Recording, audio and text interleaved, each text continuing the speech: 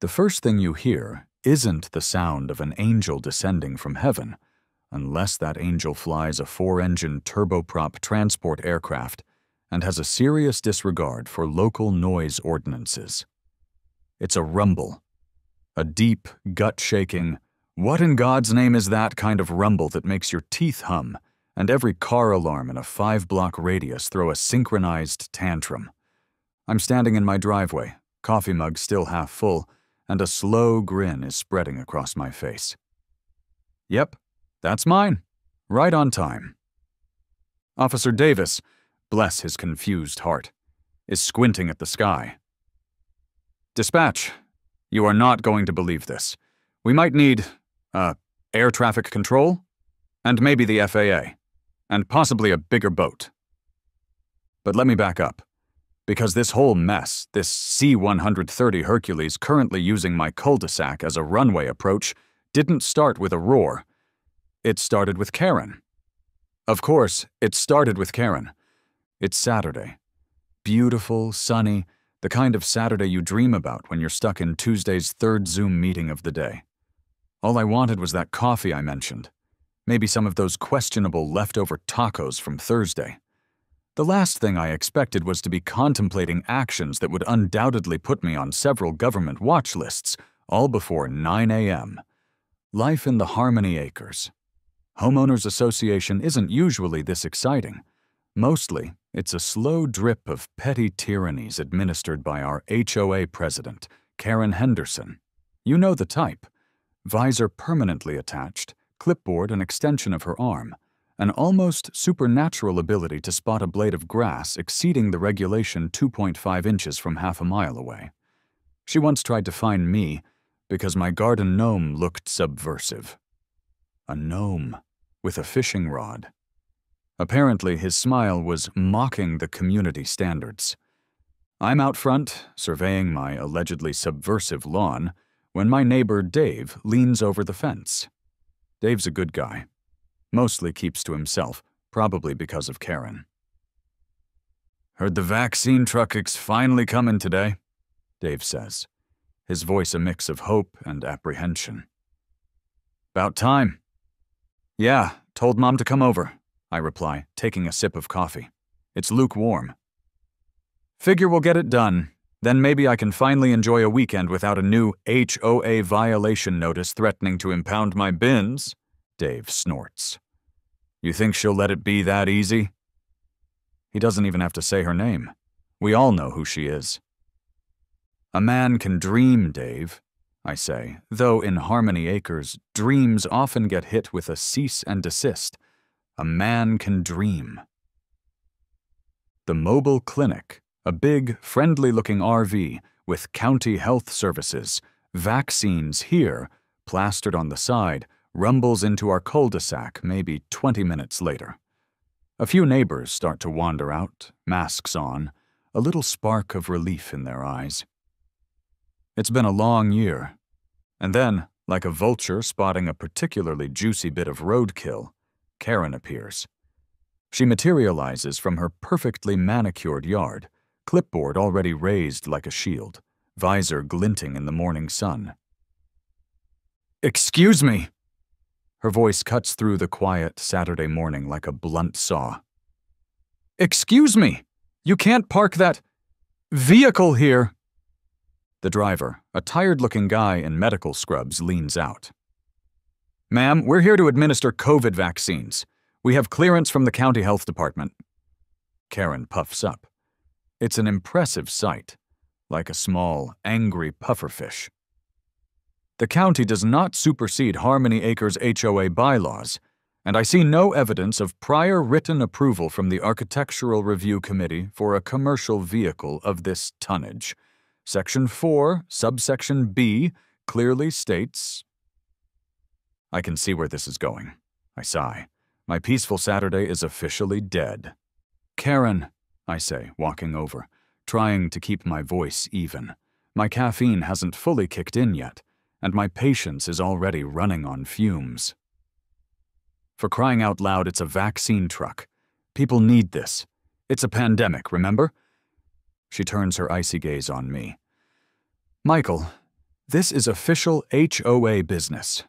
Your input is not required unless you're on the agenda for the monthly meeting, which, I'll remind you, you missed last Tuesday. She taps her clipboard. And frankly, your lawn is looking a little unkempt. Those dandelions are a clear violation. My lawn? I can feel that little vein in my temple starting to pulse. We're talking about a global health crisis. People are here to get shots to protect themselves and their families, and you're worried about my dandelions? Order, Michael, she chirps, her voice rising.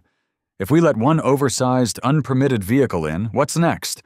Food trucks, mobile petting zoos? It's a slippery slope to complete societal breakdown right here in Harmony Acres.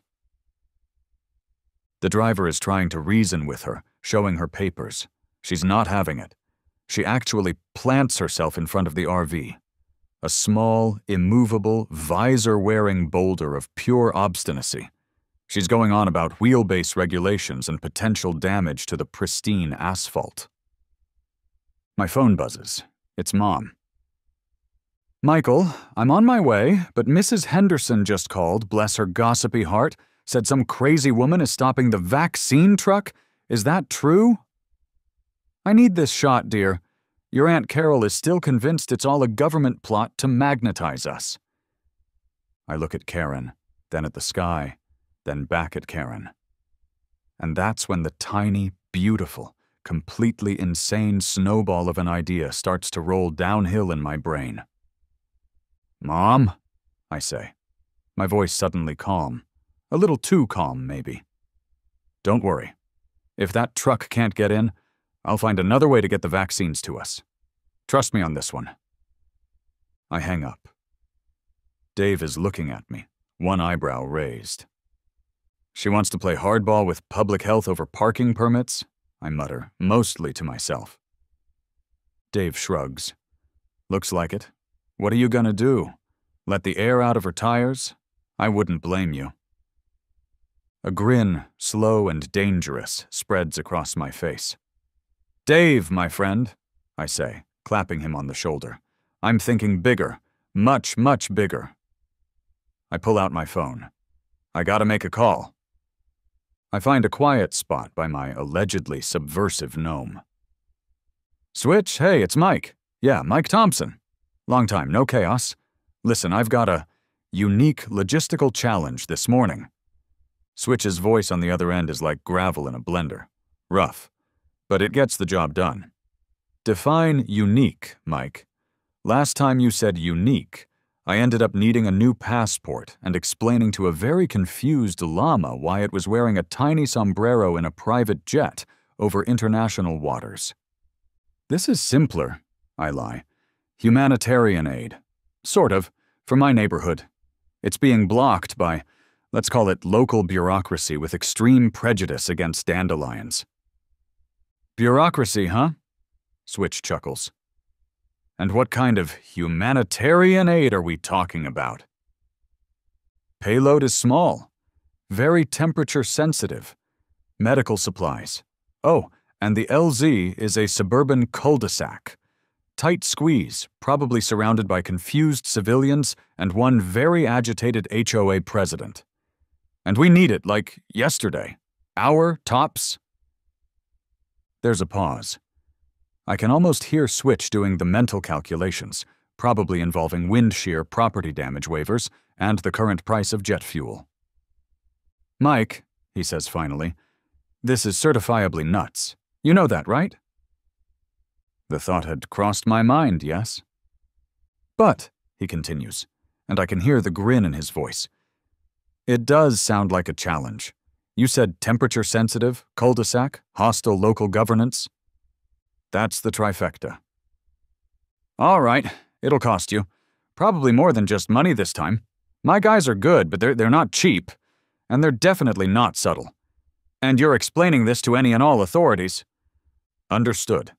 Just get it here, Switch. Consider it a generous donation to the Put Mike's Sanity First and Foremost Foundation. Give me an hour, Switch says. And the line clicks dead.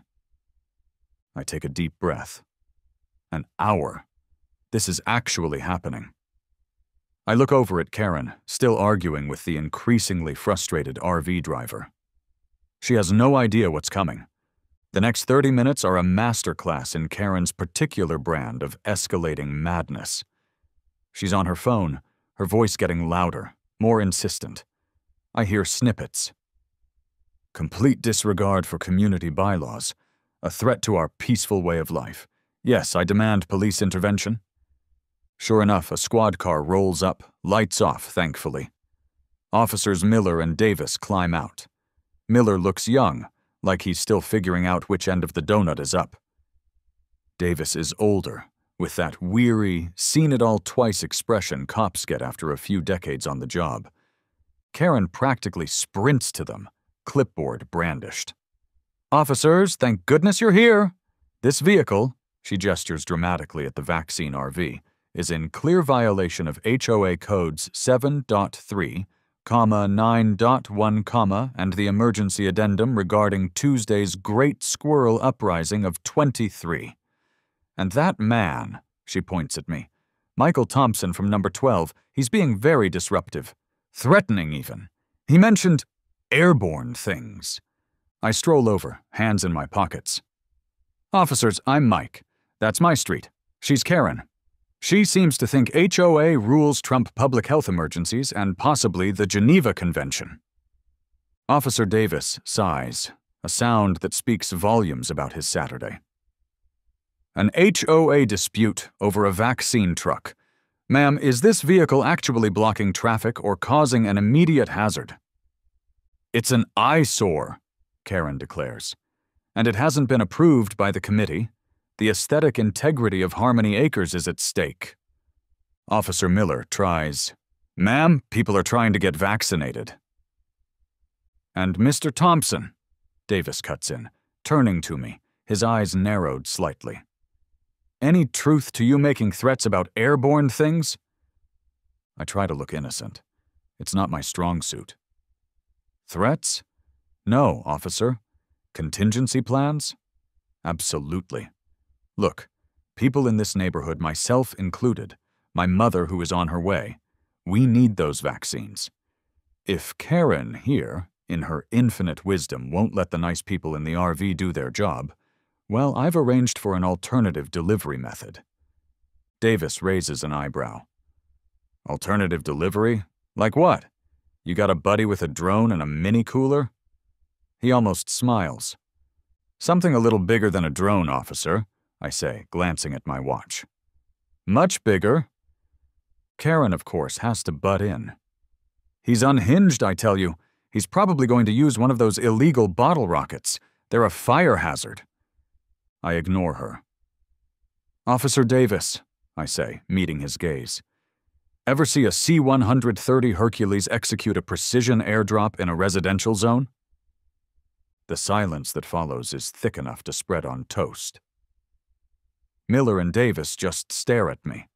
Karen actually stops talking for a second, her mouth forming a perfect O.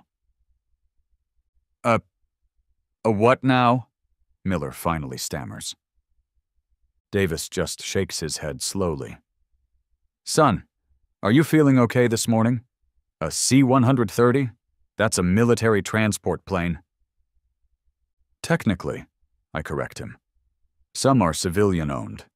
Excellent for bulk deliveries in challenging environments. Very efficient. And it should be here." I check my watch again, making a show of it. "Any minute now." The look on their faces. Priceless. Like I'd just calmly announced I was expecting a pod of migrating whales to deliver my weekly groceries.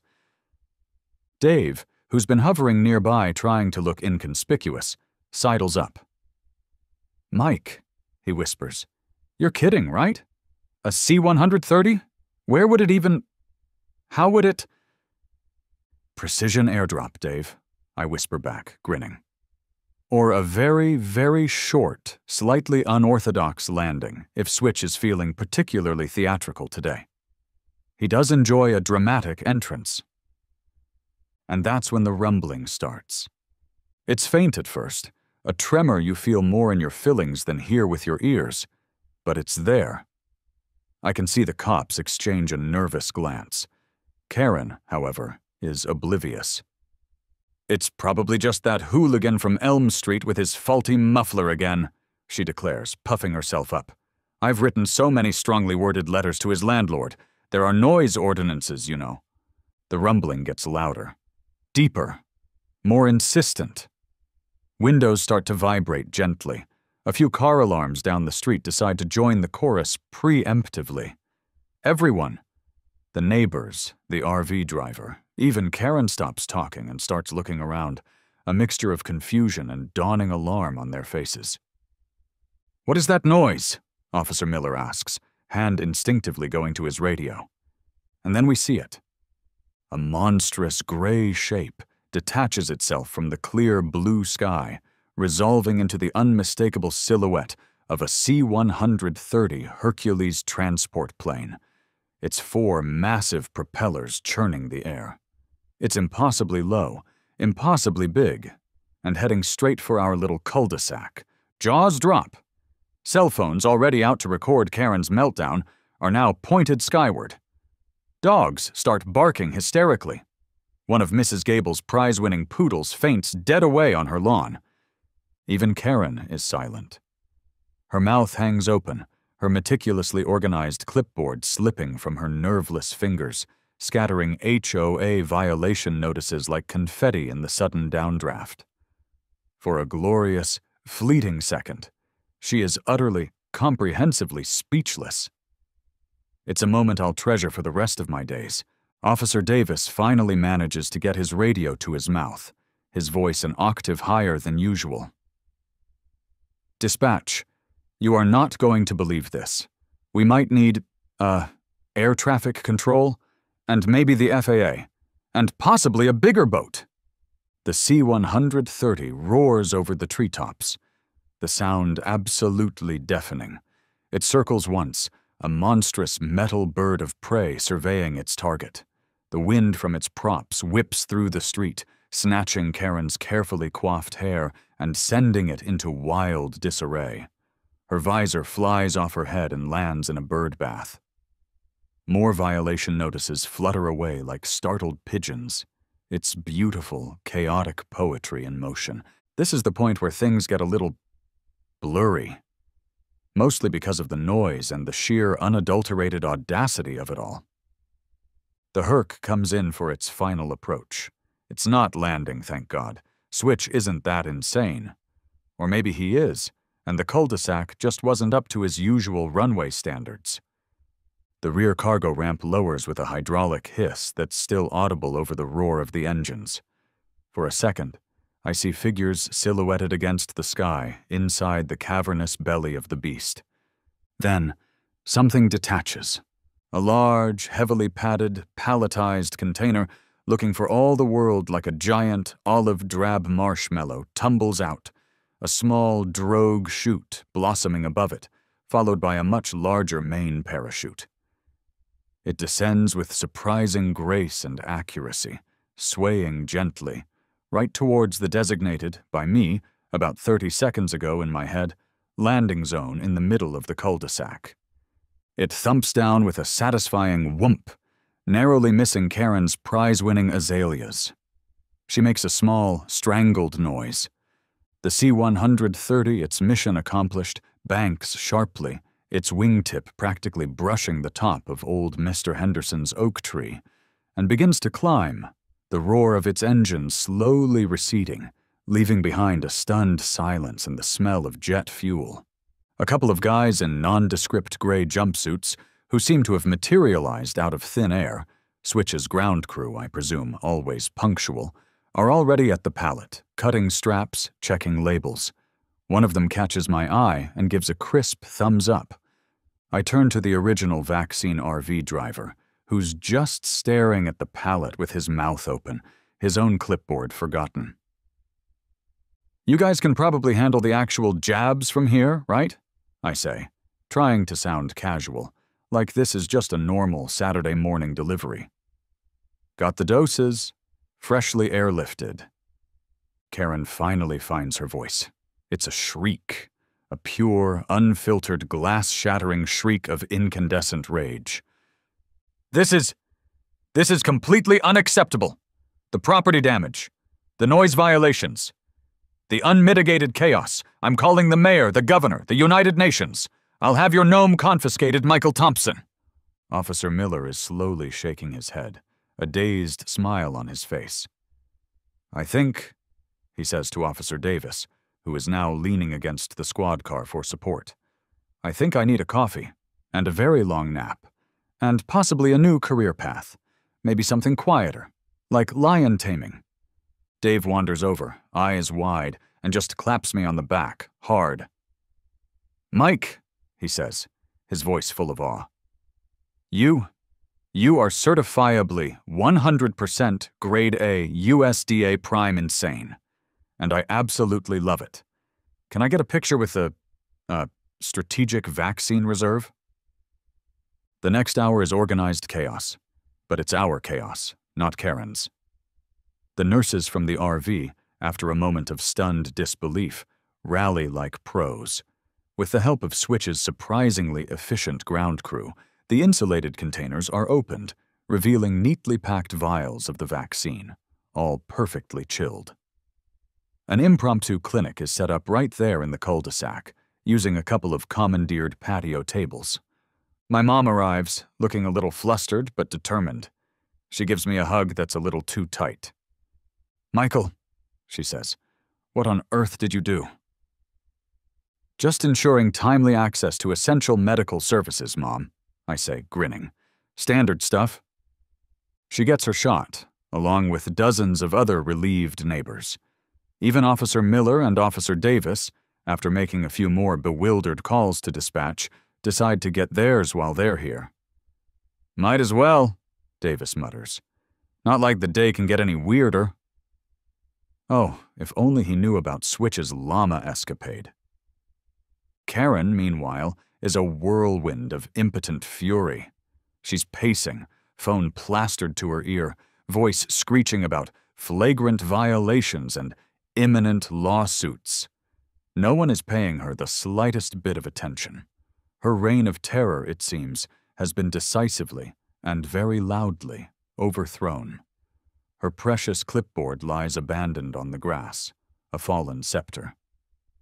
By noon, the local news vans start to arrive, drawn by the increasingly wild reports filtering out of Harmony Acres. Then the regional news. I even see a van with a national network logo. I give a few interviews. I keep it simple.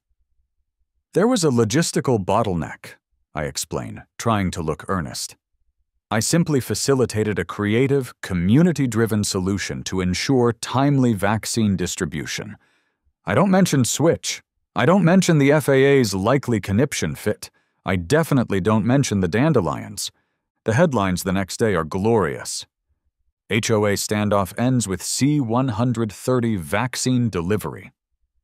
Suburban Karen grounded by airborne vaccines. Local man uses military aircraft to fight HOA, wins. My face is everywhere. I'm #C-130 vaccine guy. I'm #Harmony hero. I'm the dude who actually did it. My subversive gnome even gets his own fan page. The mayor's office issues a hilariously vague statement about applauding community initiative while also reviewing all applicable flight regulations. The FAA is, predictably, investigating thoroughly. The Harmony Acres HOA national body releases a statement saying Karen's chapter is an independently managed entity and that they do not condone extra HOA aerial logistics. Life gets weird. People recognize me at the grocery store. Kids ask if I'm a superhero. The local diner gives me free coffee for a month. On the house, C-130 man, the waitress says with a wink. A week later, Dave leans over the fence. He's got a beer in his hand and a wide grin. Heard the news? He asks. What news, Dave?